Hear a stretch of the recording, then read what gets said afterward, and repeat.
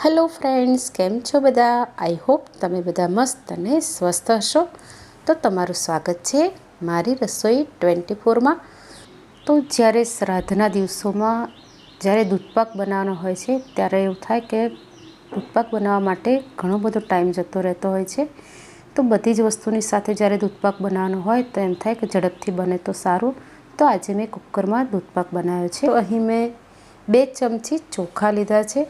એમાં 1 ચમચી મેં બાસમતી ચોખા લીધા છે અને 1 ચમચી જે આપણે રેગ્યુલર યુઝ કરતા હોઈએ છીએ એ જ ચોખા લીધા છે. તો એને મેં લગભગ 20 મિનિટ માટે પલાળીને રાખ્યા હતા અને એમાંથી હવે પાણીને મેં નિતારી લીધું છે.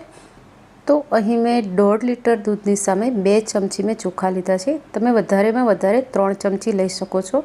જો એનાથી વધારે લેશો તો દૂધપાકને બદલે ખીર બની જશે તમારી. તો અહીં ચોખાનું પ્રમાણ ધ્યાનમાં રાખવાનું. અને આ ચોખાને મેં પલાળી અને પાણી નિતારી અને મેં હાથ વડે થોડા મસળી લીધા છે, જેથી થોડા નાના ટુકડામાં નાના એના ટુકડા થઈ જાય અને એ ઝડપથી ચડી જાય. તો અહીં એકલા બાસમતી ચોખા નહીં લેવાના. તો અહીં હવે કાજુ લીધા છે કાજુ મેં 1 મુઠ્ઠી લીધા છે. લગભગ નંગમાં 13થી 15 નંગ છે એટલા મેં કાજુ લીધા છે અને એને પણ મેં ચોખાની સાથે જ એ રીતે પલાળી દીધા છે.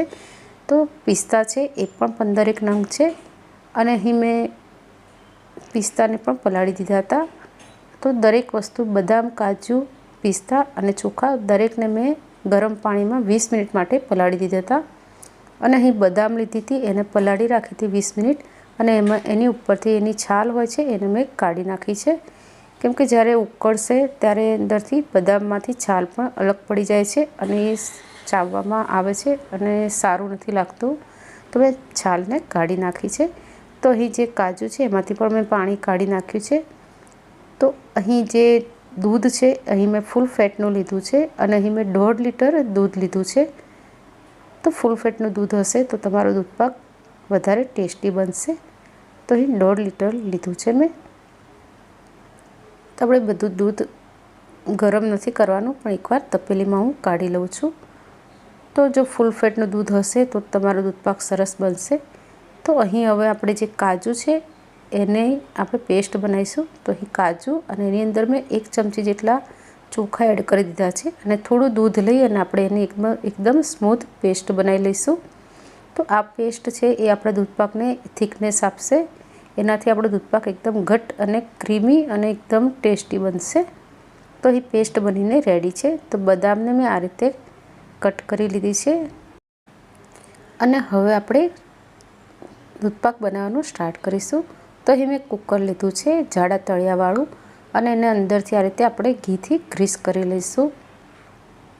તો સારી રીતે બધેથી આપણે ઘીથી ગ્રીસ કરીશું. એના ઢાંકણમાં અંદર પણ આપણે ઘી લગાવી દઈશું. એની જે શું કહે રિંગ છે એની નીચે પણ ઘી લગાવી દઈશું અને અહીં ઉપર પણ લગાવી દીધું છે મેં ઘી, એટલે જરા પણ ચોંટે નહીં અથવા તો અને ઉભરાય પણ નહીં. તો અહીં મેં 1.5 લીટર દૂધ અંદર રેડી દીધું છે. તો અડધા કરતાં પણ ઓછું છે આપણું દૂધ. અને હવે એની અંદર આપણે ચોખા છે એને એડ કરી દઈશું.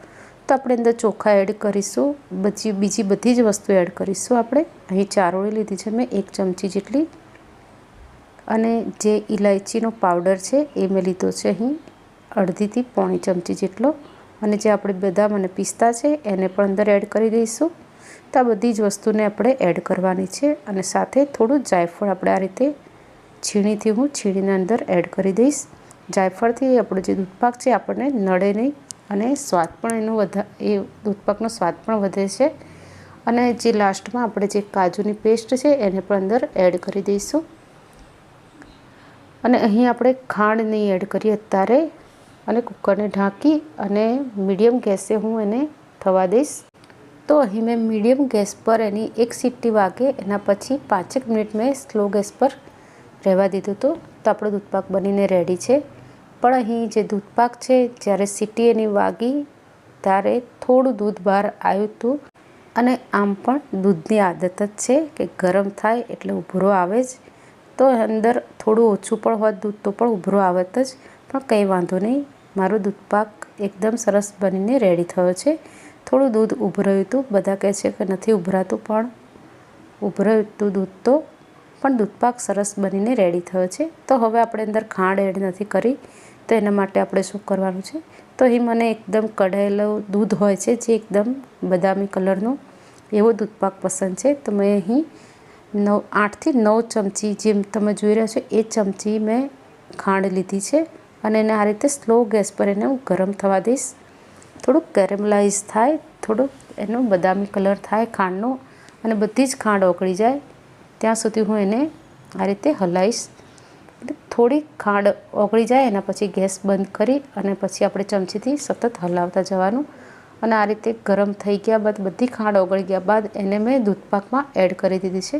તો આનાથી ખૂબ જ સરસ આપણો દૂધપાક દેખાવમાં બને છે કે તમને એકદમ ઉકાળીને જે આપણે દૂધનો કલર જેવો આવે છે એવો જ અસલ દૂધપાક બનીને રેડી થયો હતો. તો આ રીતે ખાંડ એડ કરવાની. જો પહેલાંથી ખાંડ એડ કરી દઈએ છે તો ચોખા છે એ સરસ ચડતા નથી, અને ચડે તો પણ કડક થઈ જાય છે, તો ચાવવા પડે છે ને, એવા ના બને ચોખા. એના માટે મેં આ રીતે ખાંડને અલગથી મેં આ રીતે ગરમ કરીને અંદર એડ કરી છે. અને અહીં એકલા બાસમતી ચોખા નહીં લેવાના, જોડે જે રેગ્યુલર આપણે યુઝ કરતા એ ચોખા એડ કરવાના. એ થોડી થિકનેસ આપશે અને થોડું જે એનું સ્ટાર્ચ હોય છે એનું પ્રમાણ જે રેગ્યુલર ચોખામાં વધારે હોય છે. તો લાસ્ટમાં મેં થોડા કેસરના તાંતણાથી એને ગાર્નિશ કરી છે. તો રેસીપી સારી લાગી હોય તો ચેનલને લાઈક, શેર અને સબસ્ક્રાઈબ કરજો. અને રેસીપી વધારે સારી લાગી હોય તો વારંવાર જોજો અને શેર કરજો. રેસીપી જોવા બદલ થેન્ક યુ.